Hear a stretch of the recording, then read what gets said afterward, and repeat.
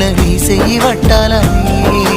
నల్లని సీకట్లో ఒకదాన్నే కూసున్న దిక్కులేని పచ్చినయ్యి మామ నువ్వెప్పుడొస్తావని ఏలైపోతుండే పిల్ల ఎన్నెలొచ్చింది మన బతుకులా ఏలైపోతుండే పిల్ల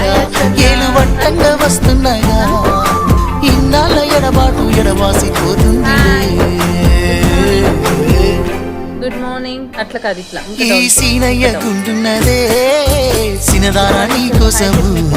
ఈ దూరాన్ని చెరుపుతూ తీరాలకెగిరింది అందాల ఈ మాలము